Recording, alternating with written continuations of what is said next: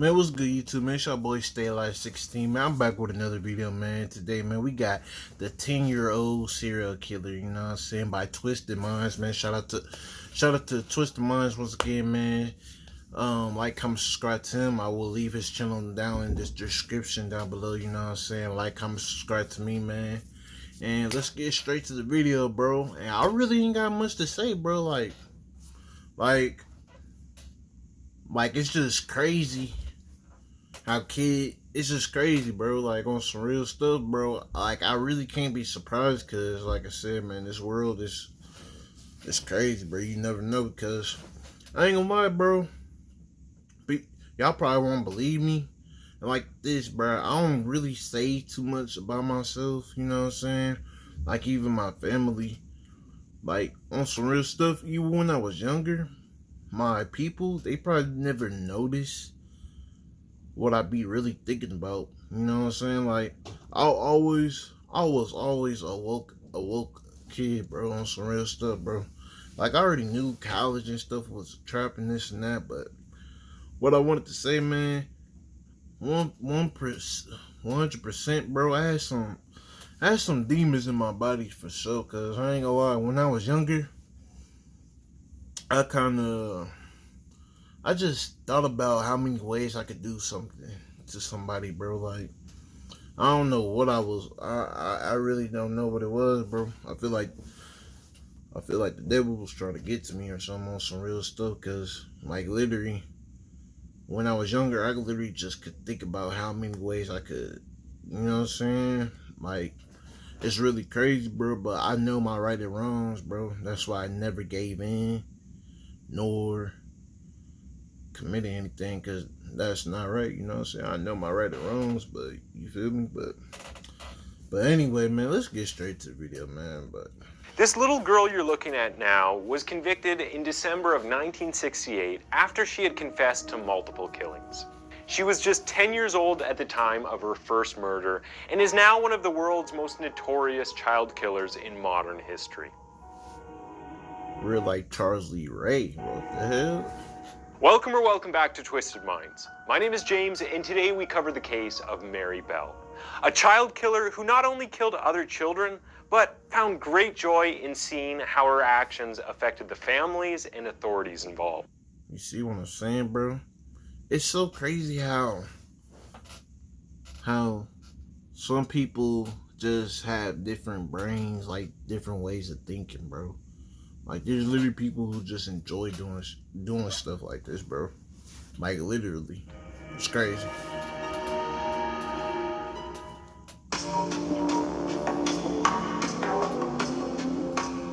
Mary Bell was born on May 26, 1957, to Betty, a 16-year-old prostitute who reportedly asked doctors to take her daughter away from her. Things only went downhill from there, with Betty often going away on business trips to Glasgow, Scotland. Having her mom disappeared upset young Mary, despite the mental and physical abuse her mom often inflicted upon her. On one occasion, Betty's own sister watched Betty try to give Mary away to a woman who had been... This is why I said, bro, people should not be having kids unless you are financially good, bro. Because, bro, doing all that stuff, bro, like, literally, like she just said, bro, that could actually mess with a child's brain, bro. And mess with people's brains, bro. Like, for real.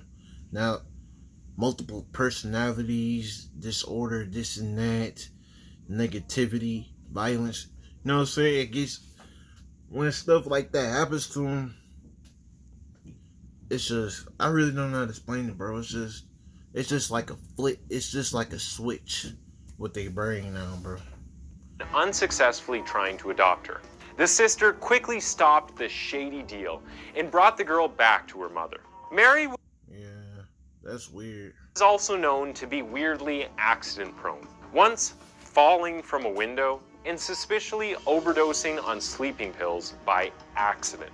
Some people believe the accidents were down to Betty trying to get rid of her own daughter, while others believe it was a case of Munchausen's by proxy, which meant that Betty enjoyed the attention and sympathy she got from her daughter's misfortunes. Disgustingly, Mary herself says she was subject to repeated sexual acts, with her mother forcing her to engage with men from the age of 5, something her family knew nothing about. They did know, however, that Mary Bastard, man.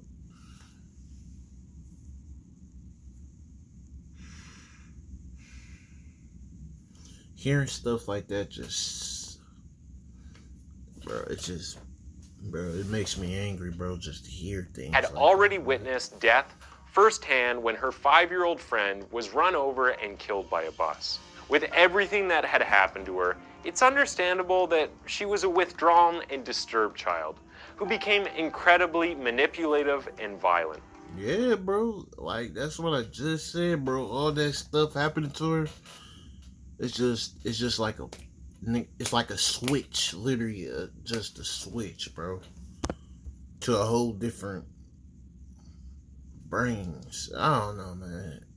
For weeks before her first murder, Mary Bell had been Messes acting with the brain. extremely strange. On May 11th, 1968, Mary had been playing with a 3-year-old boy when he was badly injured by falling off an air raid shelter. His parents thought it was just an accident, but Mary and the young boy knew different. The next day, 3 mothers came forward to tell police that Mary had attempted to choke their young daughters. The police interviewed the child, but was soon let off with a stern telling off. Sadly, if these complaints were taken more seriously, the future of this young girl and the lives she would soon destroy could have been very different.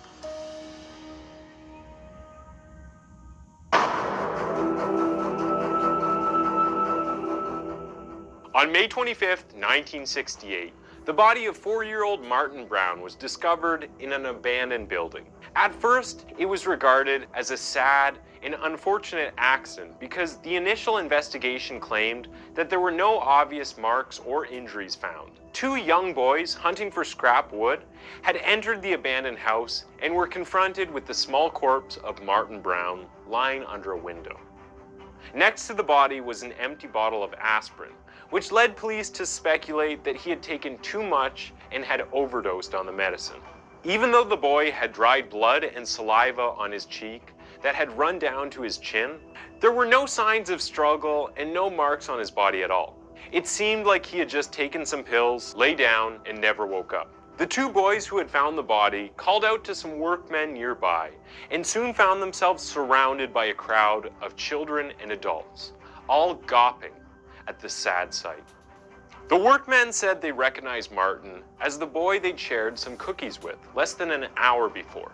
They just couldn't work out how the boy ended up in the building. 2 of the children watching the scene unfold managed to squeeze through a hole in the derelict structure to get a better view of Martin's body.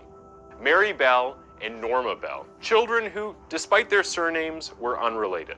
Unbeknownst to the police, Mary lured the boy into the house and then strangled him to death with her small hands. She then brought Norma to the house to show off her handiwork. Mary then took it upon herself to run and find Martin's aunt.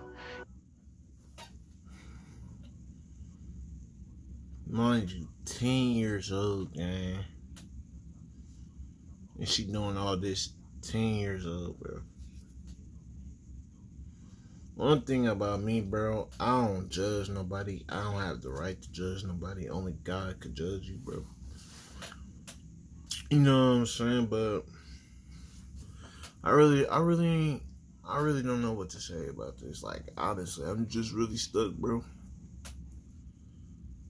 I'm just really stuck, bro. On some real stuff, it's just wild to Telling me. the woman she knew where Martin was and that he was covered in blood from an accident. The poor woman unwittingly followed her nephew's murderer to the scene of the crime. In the days... Mind you, she strangled him. But they couldn't find no marks at first and stuff, bro. At a 10-year-old at doing this, gang. That is crazy as hell, bro. that followed, she was tormented by both Mary and Norma, who would torture her by asking questions, such as how sad the family were and if his mother was missing him.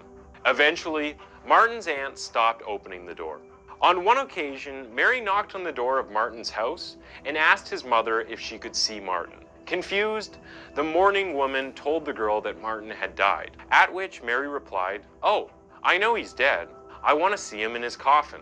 This must have been absolutely awful for that poor mother, especially after finding out that it was this little girl who coldly took his life. Disturbing.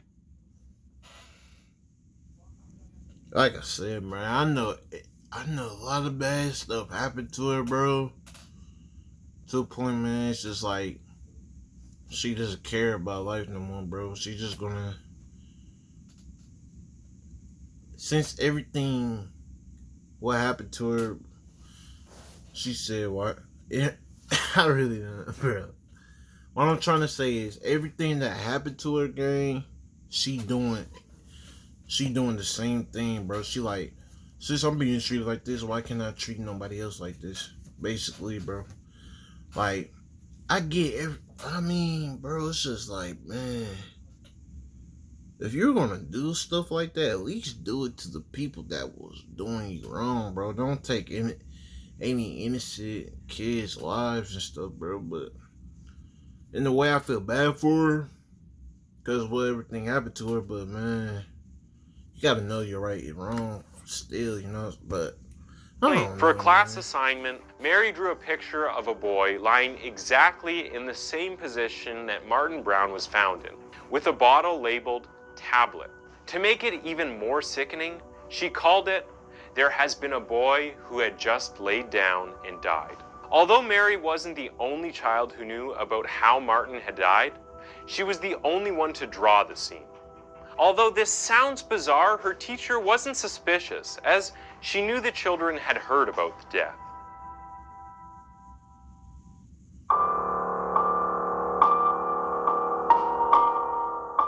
Mary's attack on other children and all this because she grew up in the wrong kind of environment. Her bragging attitude continued. At one point, she pointed to the house where Martin Brown's body was found and told neighborhood children that it had been the place she had killed someone. A story that was followed by a laugh. On May 26, 1968, Mary's 11th birthday, the girl attacked Norma's younger sibling. She was so violent that Norma's father had to physically remove her from the home. This pattern of violence was not anything surprising to anyone who knew Mary, as her temper began to spiral out of control. After Martin Brown's tiny coffin was buried, Mary, wanting to be in the spotlight again, turned on her best friend Norma and viciously attacked her. She scratched at her face and kicked her in the head, finishing the attack by telling the girl she was a killer and that she was willing to kill again. Children who saw the attack shrugged the threat off as Mary being overdramatic. Little did they know what the little That's girl what's was. wrong with y'all people, gang. She literally saying what she do and what she doing, bro. And then, well, she's just a 10-year-old, man. She's just over exaggeration, blah, blah, blah. No. Like, bro, stop reading the signs, bro. That's a lot. That's what's wrong with a lot of people, bro. Yeah, it's really a lot of wrong with people, bro. Read the signs, bro. Like, literally, read this, bro. It just doesn't make sense, gang. Literally, her violent behavior. She literally wrote about this. She literally drew how it went down. She literally told the mother that, "Oh, I know you did. I just want to see him in his coffin." Like, bro, it's literally all right there, bro. Like, come on now. In a photo taken at a demonstration, which local residents held in an attempt to urge the government to tear down derelict buildings to stop more deaths from happening, 2 children can be seen holding up a banner. One of these children was Mary Bell. Yes, the young killer had inserted herself into the situation to stay involved. Experts believe that killers do this to satisfy their narcissistic egos and to keep the buzz of killing going as long as they possibly can. Although no official criminal investigation began at the time of Martin Brown's death, a doctor viewing the body did comment to officers that it would have been possible for another child to have strangled him to death without any signs of violence, since a child's hands are so much smaller and weaker than an adult's. On the same day of the attack on Norma's sister, the two friends decided to break into a nursery so that they could vandalize it. The next day, staff discovered the carnage the girls had caused, as well as some chilling notes that the police dismissed as a prank. One said, "I murder so that I may come back," while another read, "We did murder Martin Brown. Fuck off, you bastards." If these admissions of guilt had been taken seriously, then at least one other child's life would have been spared. On the 30th. That's what's wrong with these dudes. Just idiots, bro. She literally committed that, bro. She literally saying in your face that she murdered, bro. Like, bro, like, come on, man. 1st of July. Just because she a child, that doesn't mean, like, bro, I'm not surprised about things like this, cause, bro, the world is crazy, bro. The world is crazy, bro. You know what I'm saying? You literally, it's just like, bro, anything is possible, bro. Oh, she just 10. She a little girl. She 10 years old. She would have killed nobody. She just over-exaggerating. Like, come on. Like, are you serious, bro? Like, come on now. By 1968, Mary and Norma Bell took part in the death again by strangling. Y'all could have saved more children if y'all just wasn't so stupid. Of a 3-year-old named Brian Howe on a wasteland near the same area that Martin Brown was killed. After the boy was killed at the hands of Mary Bell, the girls returned later on to carve the letter N into the poor boy's stomach with a razor blade, which was later changed to an M, the two initials of the girls. Mary Bell also used a pair of scissors to cut off some of Howe's hair, scratch his legs, and severely mutilate his genitals. As the girls were so young and their testimonies kept contradicting each other, no one will ever know for certain what happened that day. What is clear, however, is the depths of depravity that were displayed that day. It's like, bro, I get what everything happened to you, dog, but it's like, bro, why are you taking out on other people that haven't did nothing to you, bro? It's like, bro, if you're gonna do this type of ish, bro, at least do it to the people that hurted you, bro. You're literally taking whatever has happened to you, you take it out on other people, but you're not taking out on the people who hurted you, bro. It's just, man,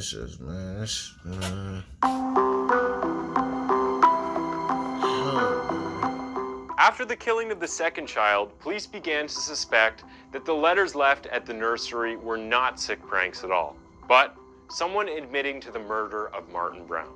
The police quickly collected information about the possible suspects. During this process, they focused more on the children in the area and questioned them about the recent murder cases. Of all the children, 2 girls, Norma and Mary Bell, stood out as acting odd. When Norma was questioned about the murder, she couldn't stop smiling and expressing how excited she was to be part of the investigation. The detective noticed that Norma wasn't reacting normally, taking the whole process as one big joke. Mary Bell acted in a similar way, evading questions and acting strangely. During the questioning, Mary had said that she had seen Brian Howe playing with another 8-year-old boy in the area where the accident had happened. She later added that this boy had been carrying a pair of scissors. This intrigued the police as they hadn't released the information about the scissors to the public. During Brian's funeral, a police detective was watching Mary Bell's behavior. He described how the girl had a sinister look on her face, rubbing her hands with excitement. This led police to questioning Norma once again, which led the girl to admitting everything that had happened, including the horrendous acts her best friend had committed on Martin Brown and Brian Howe. According to Norma, Mary had told her that she enjoyed strangling both children and mutilating the body of the 3-year-old. For a period of time, each girl blamed the other. All this because of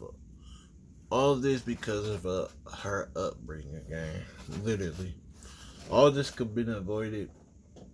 She had better parents, you know what I'm saying? Or even adopted by better parents. All that abuse she was going through, and then the other situations, bro. Like I said, bro, it just it's to a point where her mind it just switched, gang. Like, literally switched, bro. She literally doesn't care about nothing but causing pain to others. She doesn't care who it is. All she want to do is cause pain because she felt it, bro. It's really sad, man.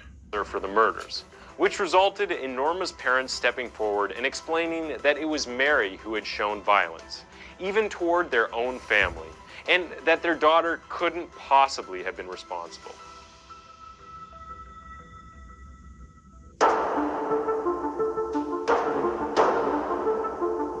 On the 17th of December, 1968, Norma Bell was acquitted of all the crimes. Mary Bell, however, was convicted of manslaughter on the grounds of diminished responsibility, following the jury listening to a diagnosis from psychiatrists who said that the girl showed clear signs of psychopathy. The judge, Mr. Justice Casack, described her as dangerous and said she posed a very grave risk to other children. She was initially sent to the Red Bank Secure Unit in St. Helens, Lancashire, UK, before being moved around quite frequently during the time she spent in prison.